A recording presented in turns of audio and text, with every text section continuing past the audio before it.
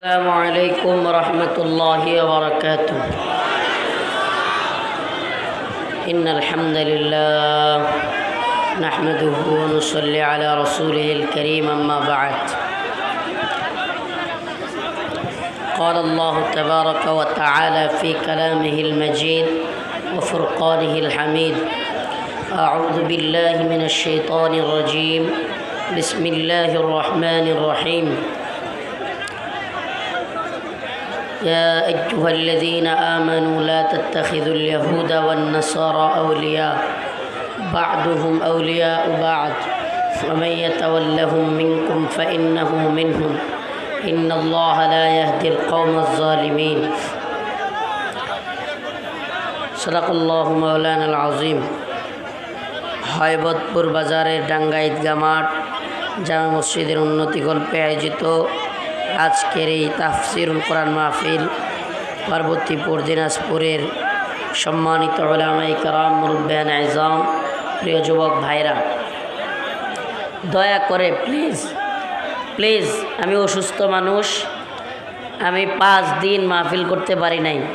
আপনাদের প্রতি আমার বিনীত অনুরোধ, আপনাদের যে অবস্থান দেখছি, হায় এখানে কি এর মাহফিল, আগে ঘরে ঘরে ঢুইকা আমার মনে হয় নামাজের দাওয়াত দেওয়া উচিত। কী সর্বনাশ, মসজিদ পুরোটা খালি, বাহিরে দাঁড়ায় রয়েছে মানুষ, নামাজ পড়ে না। আরে মসজিদে ঢুকলে মনে হয় পাপ হইব। মসজিদ পুরোটা খালি, 2 কাতার হয় না। আর এদিকে মসজিদের বাহিরে কিল ঘুষি, কি একটা অবস্থা। না এখানে না জামাত হয়েছে, যারা ওখানে ছিল এরা তো এনেও আসে নাই, ওই প্রথম থেকে দাঁড়ায় ছিল। তো এই অবস্থা কেন? আমরা আসরের নামাজ পড়তে পারি না। আমি ঘুমায় গেছিলাম গাড়িতে, হঠাৎ করে ঘুমা থেকে উঠছি, ডাক দিছে, বলে যে হুজুর প্রোগ্রামের কাছে চলে আসছে। এখন নামাজ না পড়ে এখানে উঠলে তো নামাজ তো কাজা হয়ে যাবে। আল্লাহ আমাদেরকে ক্ষমা করুক, বলে না আমিন। তো আমাদের উদ্দেশ্য কি? ভাইরালিজ নাকি আল্লাহকে খুশি করা? কথা বলে না। আল্লাহকে খুশি করা নাকি ভাইরাল কিছু দেখে মনের খায়াসাত পূরণ করা?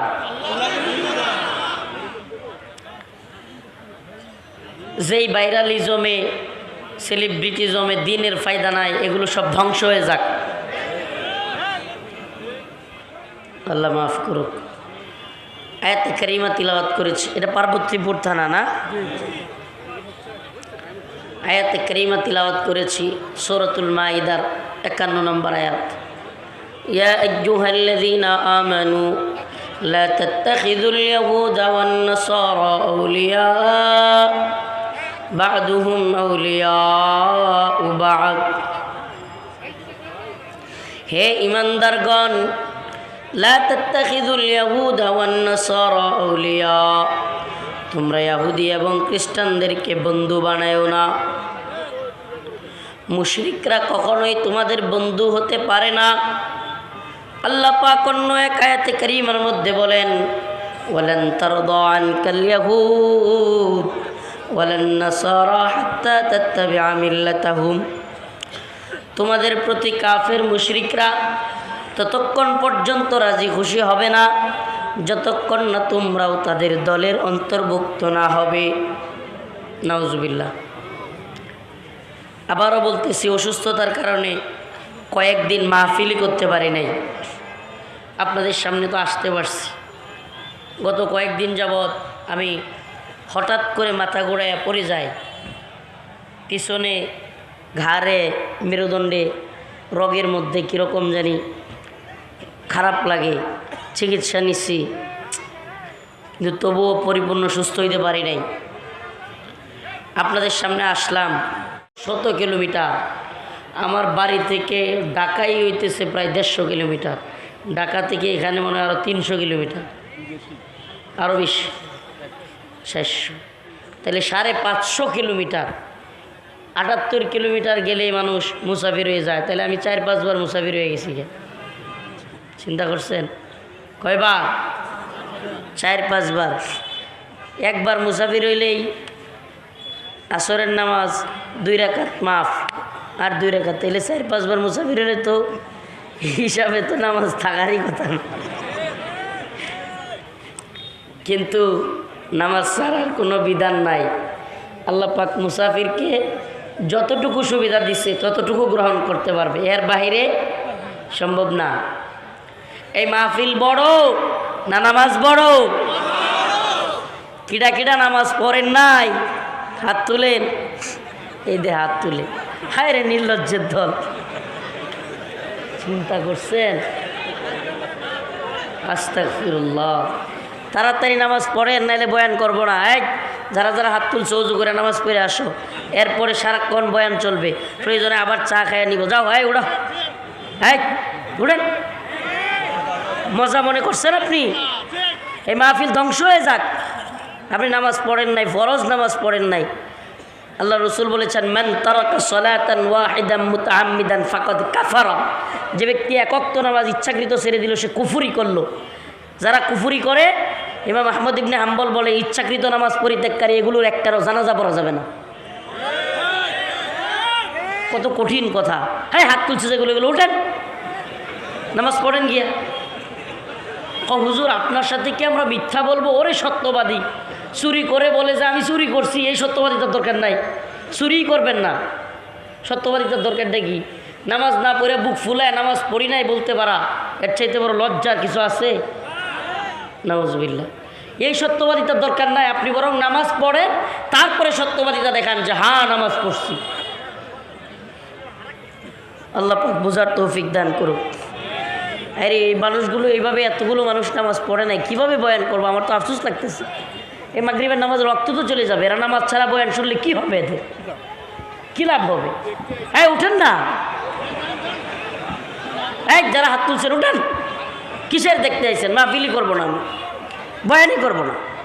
হ্যাঁ উঠেন, কারা কারা হাত তুলছিলেন উঠেন, ওখান থেকে গিয়ে অজু করে নামাজটা পড়ে আসেন, যান। এই মাইক ছেড়ে দিলাম, উঠেন উঠেন। এই এই যারা নামাজ পড়েন নাই হাত তুলছেন, যাচ্ছেন না কেন? আস্তাগফিরুল্লাহ আস্তাগফিরুল্লাহ। এই কি আমাদের দিনের অবস্থা? এই জন্যই তো এই অঞ্চলের মানুষ কাদিয়ানি হয়ে যায়। সরল মনা মানুষ, দিন বুঝে কম, ঠাস করে কাদিয়ানি হয়ে যায়। খ্রিস্টান মিশনারি কাজ করতে পারে, দিনই বুঝে না। হায় আফসোস। এই ভাইরালিজম বক্তা দেখলে লাভ কী হবে? এই রফিকুল ইসলাম মাদানিকে দেখলে কী লাভ হবে যদি আপনি নামাজি না পড়েন? আমি এই বড় গুনাহগার হইতে পারবো না। 5:45 বাজে না, 6:30 পর্যন্ত নামাজের টাইম। আমি অন্ততপক্ষে 10 মিনিট আগে ছেড়ে দিব, যাতে করে আমি বলতে পারি যে আমি নামাজের রক্ত এদের কাজা করাই নাই। এরা পারলে গিয়ে নামাজ পড়ুক, না পড়লে এটা ওদের জবাব আল্লাহর কাছে ওরা দিবে। কি সর্বনাশ অবস্থা! নামাজ নাই, কিছু নাই, আসছে মাহফিল শুনতে, ফরজ নামাজ ত্যাগ করে। এই হাদিসে বলছে আল্লাহ রসুল, মান তারাকা সালাতান ওয়াহিদান মুতাআম্মিদান ফাকাদ কাফারা। যে ব্যক্তি এক ওয়াক্ত নামাজ ইচ্ছাকৃত ছেড়ে দিল সে কুফরি করল। নাউজুবিল্লাহ। ইমাম আহমদ ইবনে হাম্বল এই হাদিসের আলোকে বলেন, ইচ্ছাকৃত নামাজ পরিত্যাগকারী জানাজা পড়া যাবে না, মুসলমানদের কবরে তাকে দাফন করা যাবে না। কত কঠিন কথা! আর আমরা নামাজ ছেড়ে দিই। লা হাওলা ওয়ালা কুওয়াতা ইল্লা বিল্লাহ। আল্লাহ আমাদেরকে মাফ করুক। আজকে থেকে তওবা করেন, বলেন আস্তাগফিরুল্লাহ ওয়া আতুবু ইলাইহি। ভাবছিলাম ইসকন নিয়ে আওয়াজ করমু, মুসলমানদের শত্রু মিত্র কারা এটা বুঝামু। মাথাটা বিগড়াইয়া দিছে। হ্যাঁ এটা সত্য। কিছু আছে যে হুজুকেও হাত তুলছে, অর্ধেক হবে। কঠিন পরিস্থিতি। আপনি অজু করছেন কই? নামাজ পড়লে অজুই তো করতে যায় নাই বেশিরভাগ লোক। তাহলে অজু ছাড়া, ও একটা গিয়ে আমার মাসালা জিগাইতেছে, হুজুর আমি অজু ছাড়া নামাজ পড়ছি, কী হবে? একটু আগে এই মাসালা জানেন, অজু ছাড়া ইচ্ছাকৃতভাবে কেউ যদি অজু ছাড়া নামাজ পড়ে জেনে বুঝে, তাহলে ইমান থাকবে না, ইমান চলে যাবে। কেন? কারণ সে নামাজকে ছোট করেছে, তাচ্ছিল্য করেছে, দিনের ইহানত করেছে, দিনকে ছোট করেছে। যারা দিনকে ছোট করে তার ইমান থাকে না। আল্লাহ বুঝার তৌফিক দান করুক। আমরা শাহবাগী না, শাহবাগে কয়েকটা মরে গেছিল, তারপরে সবগুলো মিলে জানাজা পড়ছে, একটা উজু করেনি শাহবাগে 2013 সালে। আল্লাহ বুঝার তৌফিক দান করুন। আয়াতে কারিমা তিলাওয়াত করেছি, কয়েকটা কথা বলি।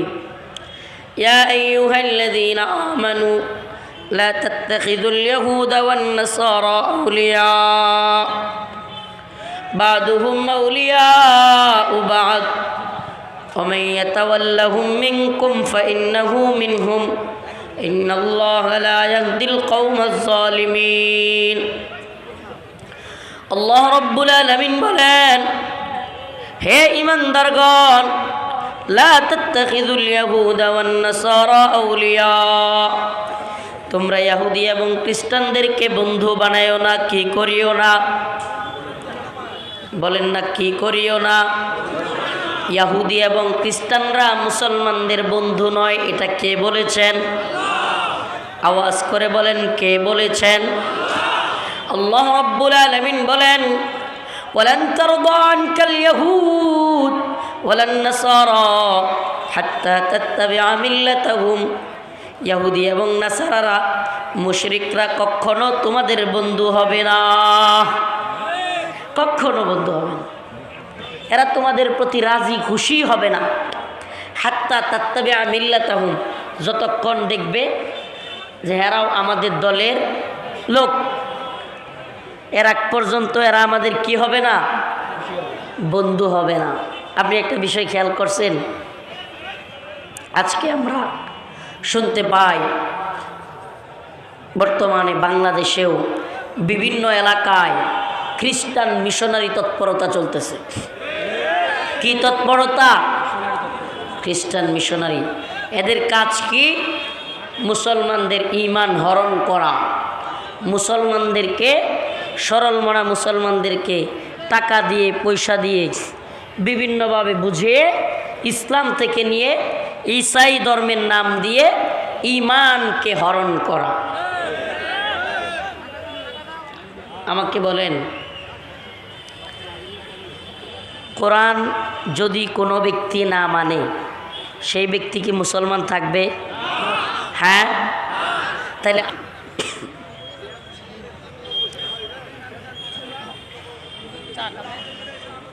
চা খেয়েছি মধ্যে। মানে আমি কথা বলতে গেলে এই পাশটায় ব্যথা পাই, আর এখানে ইয়া হয় এই রোগটায়। তো যে কথা বলতেছিলাম, আমাদের সরল মনা মুসলমানদেরকে কি করে? চার চাইতে গরম একটু পানি, কুসুম গরম লবণ দিয়ে পানি, চা না, একটু আগেও চা খাইছি। সরল মনা মুসলমানদেরকে টাকা পয়সা দিয়ে বিভিন্নভাবে ডাইভার্ট করে ইসলাম থেকে ঈসাই ধর্মের দিকে নিয়ে যাওয়া হয়। নাউজুবিল্লাহ। ইসলাম আসার পরে অন্য কোনো ধর্ম মানা যাবে না। আল্লাহ রসুলের কাছে ইসলাম আসার পরে অন্য কোনো ধর্ম মানা যাবে।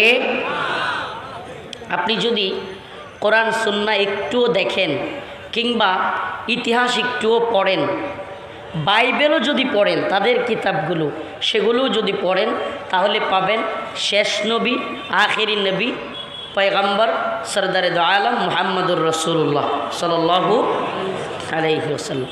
তারপরে আর কোনো নবী আসবে? খুদ ঈসা আলাইহিস সালামও আবার পৃথিবীতে আসবেন, কিন্তু নবী হিসেবে নয়, রাসূলুল্লাহ সাল্লাল্লাহু আলাইহি ওয়াসাল্লামের একজন অনুসারী হিসেবে। সুবহানাল্লাহ বলেন।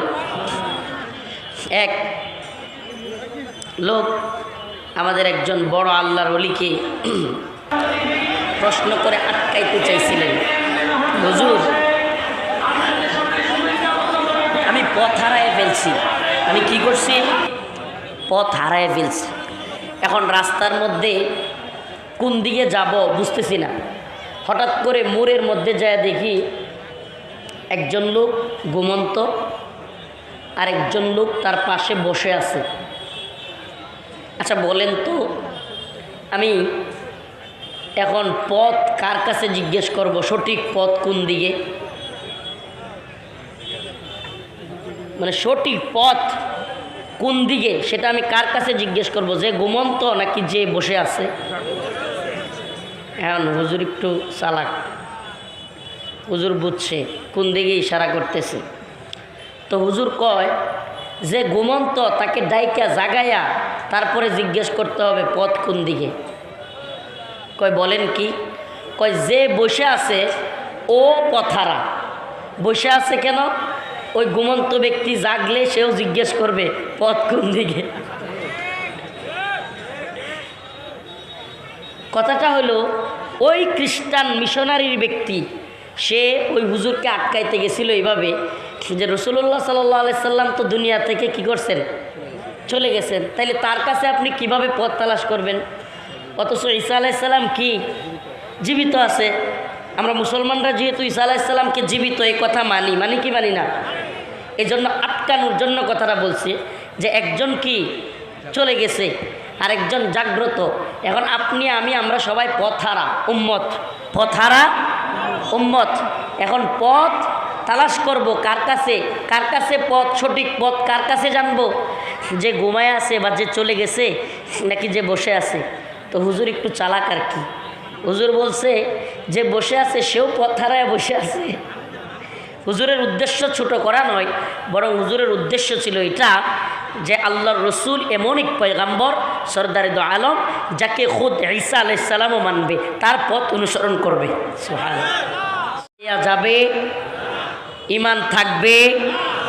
যাদের টাকা পয়সা কম, আমি তো বলি আপনারা যারা বড় লোক আছেন এই সমস্ত ভাইদেরকে সাহায্য করবেন। খ্রিস্টান মিশনারির বিরুদ্ধে ঐক্যবদ্ধ থাকবেন। কোনো ধরনের জোরে কথা বললেই সমস্যা। আস্তে কথা কর মানুষ আমরা, এখন গলায়ও আর সায় দেয় না কিন্তু মনেও মানে না। খ্রিস্টান মিশনারির বিরুদ্ধে তৎপর থাকবেন এবং এদের বিষ দাঁত ভেঙে দিতে হবে। যদি এরা কোনো ধরনের ঝামেলা তৈরি করে উলামায়ে কেরাম একত্রিত হয়ে যুবকদেরকে নিয়ে এদেরকে প্রতিহত করবেন ইনশাআল্লাহ। কোনো ছাড় দেওয়া যাবে না। বাংলার জমিনে কোনো কাদিয়ানি, কোনো খ্রিস্টান মিশনারি চলতে দেওয়া হবে না। এটা মুসলমানদের দেশ, এখানে ইসকনকে নিষিদ্ধ করতে হবে। ইসকনের আস্তানা বাংলাদেশে থাকবে না ইনশাআল্লাহ। পারবেন তো ইনশাআল্লাহ?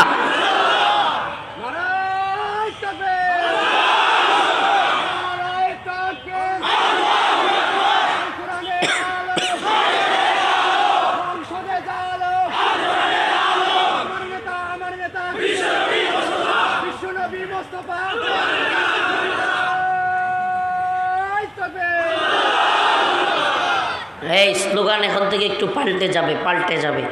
আমরা বলবো ইসকনের আস্তানা, আপনারা বলবেন এই বাংলায় থাকবে না ইনশাআল্লাহ। রাজি আছেন? রাজি আছেন? হ্যাঁ,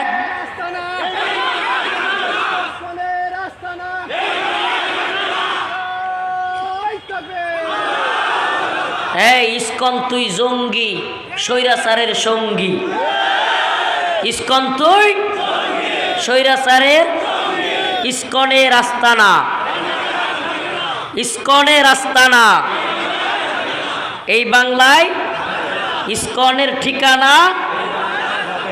রাজি আছেন ইনশাআল্লাহ? মুসলমান ঐক্যবদ্ধ হও। ভারত, আমেরিকা, ইসরায়েল কাউকে ভয় পাওয়ার টাইম নাই। মুসলমান ভয় পায় কাকে? আল্লাহকে ভয় পাইতে হবে। কাকে ভয় পাইতে হবে? আল্লাহকে ছাড়া আমরা কাউকে পরোয়া করি? গোলামি করি কার? হাসিনা প্রধানমন্ত্রী থেকে গোলামি করছে কার? ভারতের। হাসিনা প্রধানমন্ত্রী থেকে গোলামি করছে কার? আর আমরা জেলে গিয়াও গোলামি করছি কার? রিমান্ডে গিয়াও গোলামি করব কার?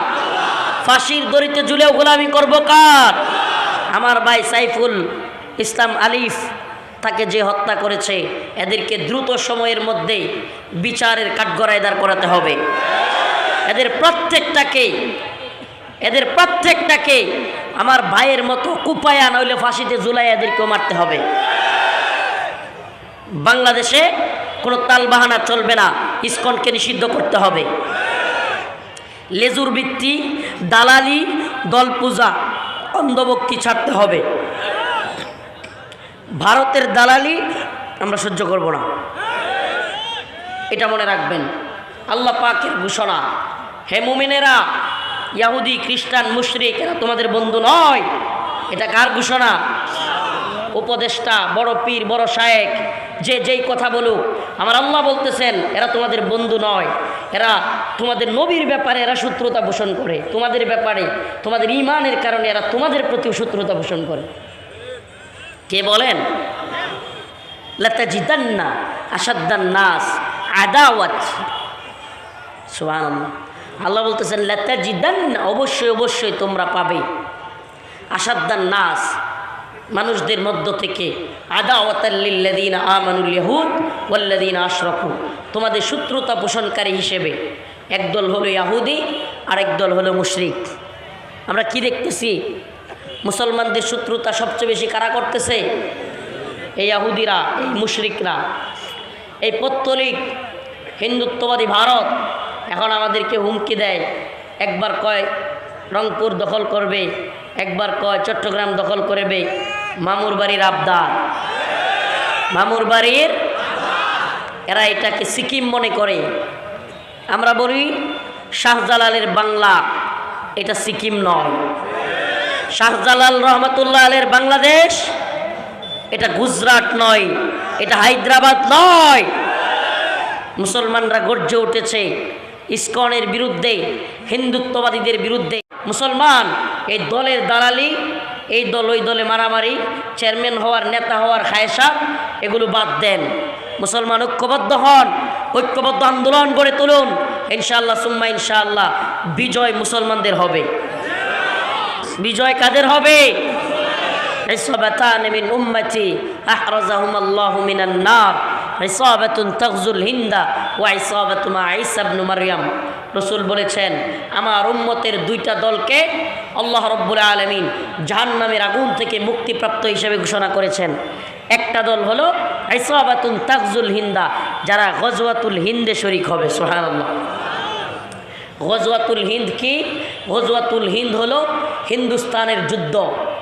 হিন্দুস্তানের যুদ্ধ, যারা কিনা মুসলিমদের উপর মেসাকার চালাবে, মুসলিমদের উপর জুলুম করবে। রসুল বলেছেন হঠাৎ করে একদিন রাসূলুল্লাহ সাল্লাল্লাহু আলাইহি ওয়াসাল্লাম দীর্ঘ শ্বাস নিয়ে বলতেছেন আমি পূর্ব দিক থেকে বিজয়ের সুসংবাদ পাচ্ছি। সুবহানাল্লাহ। কিসের সুসংবাদ? এক সাহাবী জিজ্ঞেস করলেন ইয়া রাসূলুল্লাহ কিসের বিজয়? রাসূল সাল্লাল্লাহু আলাইহি ওয়াসাল্লাম বললেন হিন্দুস্তানের বিজয়। সুবহানাল্লাহ বলেন। হিন্দুস্তানে এক মুজাহিদ বাহিনী, হিন্দুস্তানের হিন্দুদের সাথে মুসলমানরা বিজয়ী হবে, সেই গ্রাম পাচ্ছে। রসুল বলেছেন সেখানে তিনটা দল হবে। কয়টা দল? মুসলিম মুজাহিদদের কয়টা দল হবে? এক দল হবে ভারতের হিন্দুস্তানের বিরাট বড় সেনাবাহিনী দেখা পলায়া বাগবে। একদল কি করবে? পালায়া যাবে। দ্বিতীয় দল পুরোপুরি শহীদ হয়ে যাবে। এই কিসে? এই বসেন।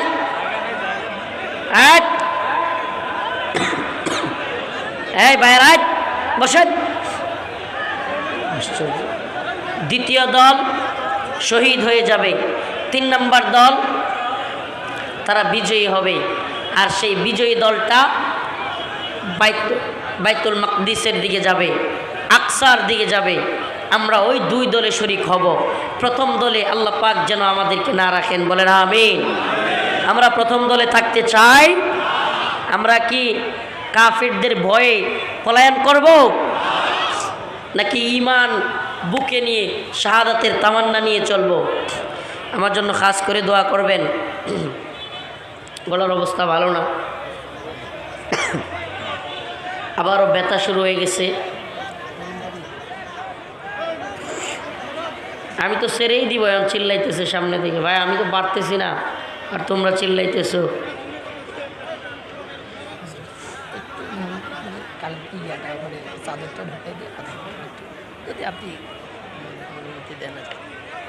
চাদর দিবেন? দেন। আমার তো শরীর কুলাচ্ছে না, আমি আবারও শরীর খারাপ লাগতেছে।